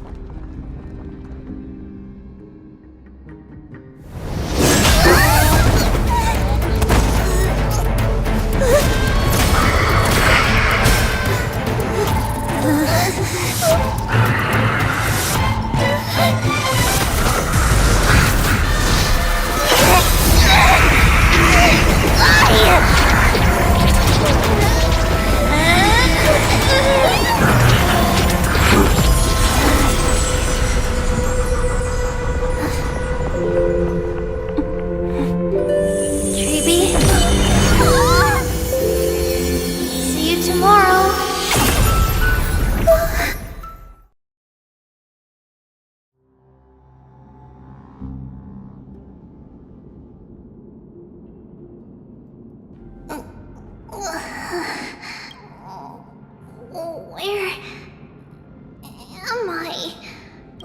Little Gray? Snowy? Wait, where's Trian? Is she back? We only saw the 2 of you collapsed on the side of the road when we arrived. Danny and I looked around, but we couldn't find any traces of Lady Trian. What about the black-robed swordmaster? Blast it! Of course it's him. We were still too late. I fear something bad has happened to Orynyx's core flame. Then Lady Trian... She doesn't have much divine power left. We can barely sense anything.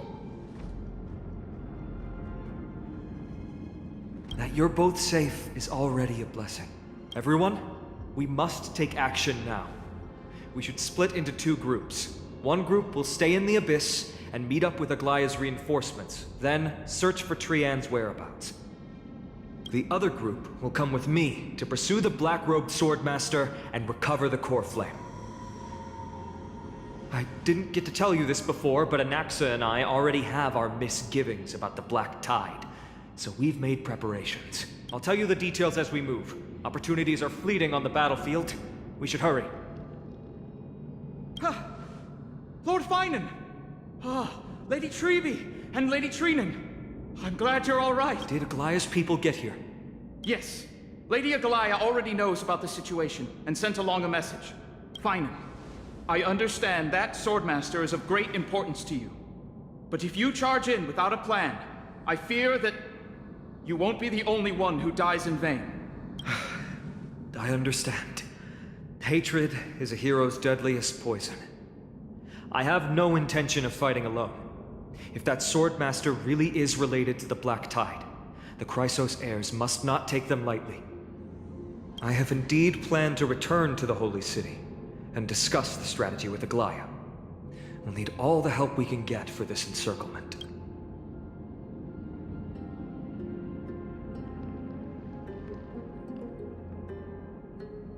Trinan will stay in the Abyss too.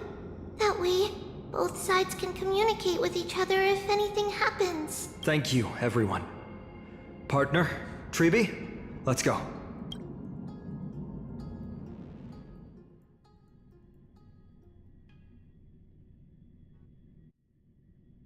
We're back, Aglaya. You should have come to me first, Finan. Aggie, there's no need to scold Snowy. Akuma is currently in grave danger. I know. It's beyond my imagination that the only two titans humankind can still rely on fell in such quick succession. I've never seen the golden thread pulled this taut, as if it could snap at any moment. Finan, tell us your plan. Time is of the essence.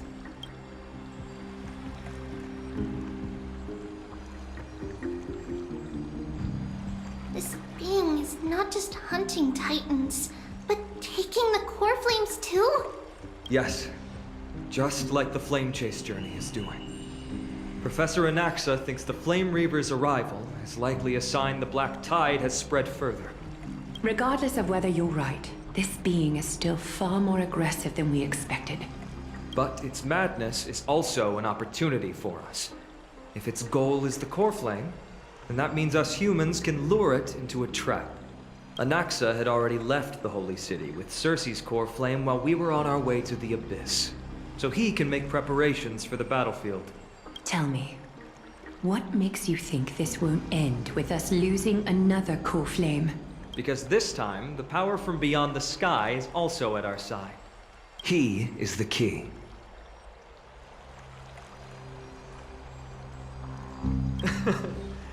We need your other companion too. Ma'am, do you mean me? I see. Finan, that battlefield you mentioned, is it Castrum Kremnos? Yes, I'm sure everyone remembers the astonishing miracle our partner here performed with his companion during the battle with Nikador, and how they awakened Castrum Kremnos' past. That will be the key to our victory. We will use Orynyx's power to once again open a passage to the past and lure our enemy inside. Then, we'll seal the Flame Reaver in the maze of time. Impressive. Orynyx has fallen, and Yanis's divine power already belongs to Akima. Once we take back the core flame, the Swordmaster will have no means of escape. It's very clever, using the element of surprise instead of brute strength. Can you do it, little one?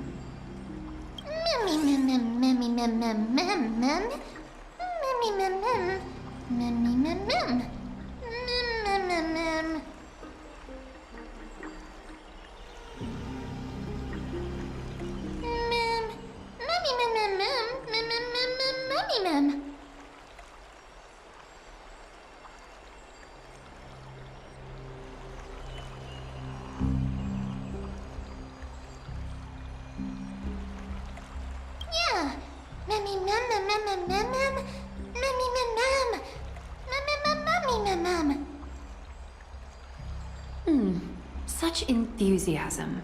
I'm glad to see you're confident. By the way, the Council of Elders declared a state of emergency when Treeby went missing. Kainos and her following have heard tell of the incident at the Grove, and are galvanizing support in secret. I fear she'll make her move before the next assembly of the citizens. What are they plotting? That short-sighted politician likely believes the Chrysos heirs have outlived their usefulness and is making preparations for her next step. That ugly side of humanity is something we'll have to deal with eventually. But that's a problem for another day. I've sent Castoris ahead to the council with a message. She should be able to keep the situation under control for the time being. Finan, it is my hope that we can come to an understanding on this. We must take down the Flame Reaver in one go, and retrieve the core flame. And in doing so, grant ourselves an advantage against the Council of Elders. Of course. You may count on me to lead the charge. I apologize for tasking you to spearhead the plan once again, but Akima is currently beset by enemies from within and without. The situation brooks no delay, and we have precious little time to confer and discuss the plan with you. That being said, you are the key to our success, and I shall respect any decision you make. I may not be as masterful as Trian when it comes to the Century Gate, but even I can open a nice big gate if I have enough time. As for whether we can take back the core flame, That will be up to Anaxa's capabilities. Based on what I know of him, he can do it. I'll be honest, we can't. But the Flame Reaver will have to step over my dead body if they wish to do you harm.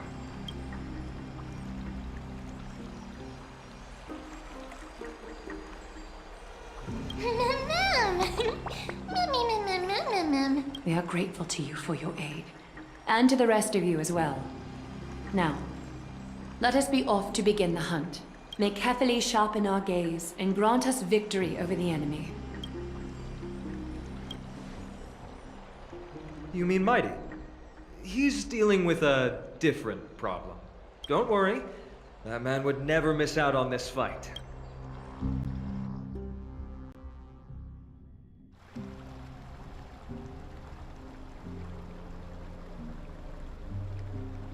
Farewell, my dear friend.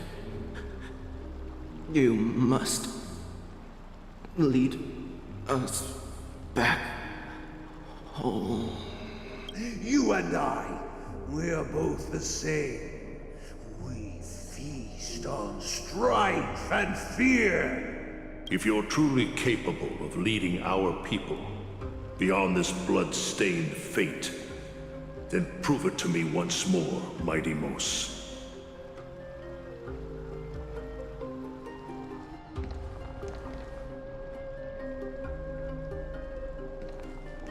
I knew you'd be here. I heard you're about to set off on an expedition. That's right. It's going to be a tough battle, and our destination turns out to be Castrum Kremnos. Is that why you're here? To pray to the dead Nikador? No, just the opposite. I'm here to tell you, you can entrust the front lines to us this time. You can't afford to lose your upcoming battle either.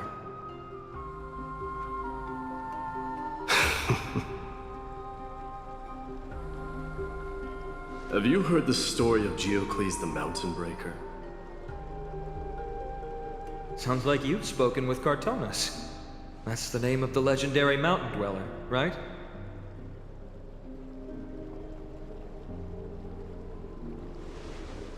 Let's have a chat before we go our separate ways. Cartonus told me that back in ancient times, the mountain dwellers lived in seclusion.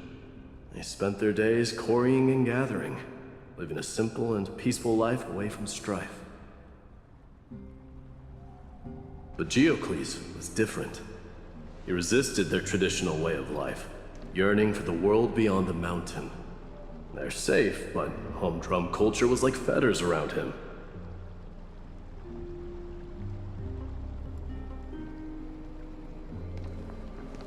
He sounds a lot like you. Yes, that is why he too faced the same dilemma as I do. One day, during one of Geocles' many ventures beyond the mountain, he spied a battalion of Laedonians were at war with their archenemies, the Companions, and they used the mountain as a base to carry out guerrilla warfare operations. When Geocles, who had taught himself the common tongue, approached a soldier, he learned a shocking piece of news. Laedonians were planning to plant mines and explosives all over the mountain, and then lure their enemies within. With danger lurking with every step, the mountain dwellers' homes were no longer safe. Geocles quickly returned to his village to bring the news to his people. But... let me guess. They refused change and chose to put up with the situation instead. That's right. The mountain dwellers were fearful of even the smallest change to their lifestyle, let alone leaving their home. Despite the imminent war, the elders would rather negotiate for peace instead of leaving the mountains. This made Geocles both angry and sad. But he didn't give up. If you were in his shoes, what would you have done? Lead my people on a resistance, perhaps. I'm not sure. I can't think of a solution that would make everyone happy. A solution that would make everyone happy, huh? That's how naive we are. Well, let me tell you what Geocles did. He took the Mountain Dweller's store of gemstones, traded them with the Ladonians for a massive amount of gunpowder. But he didn't do this to fight the Companions.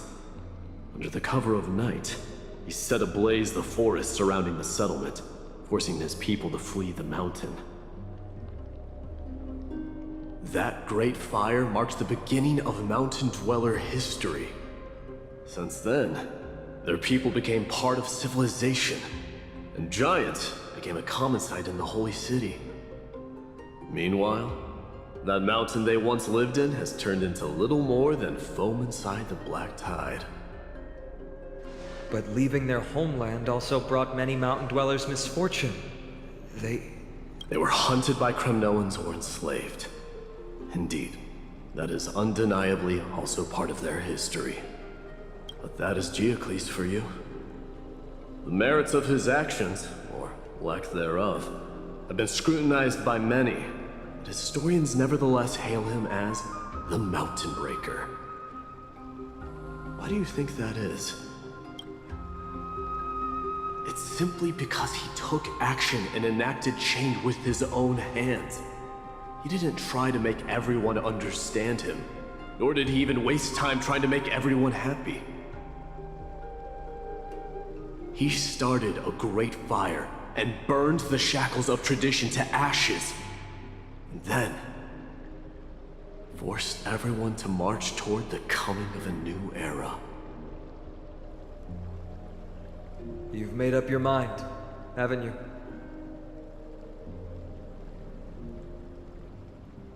I'll be leaving Akuma soon to fight the great darkness of this world, and to shoulder Nikador's destiny. So, listen well. If there comes a day when we meet again on the battlefield, and I stand opposed to the flame chase, remember to stab your sword into my back through my 10th thoracic vertebra. That's my weak spot, and the only way to kill me.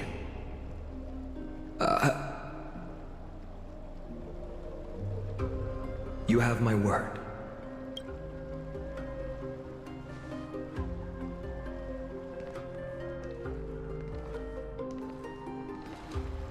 Go now. The battlefield calls. Send that flame-thieving hyena to their death. If you find yourselves with no other recourse, pray to that blade in the sky. And loudly call out the name of the new god.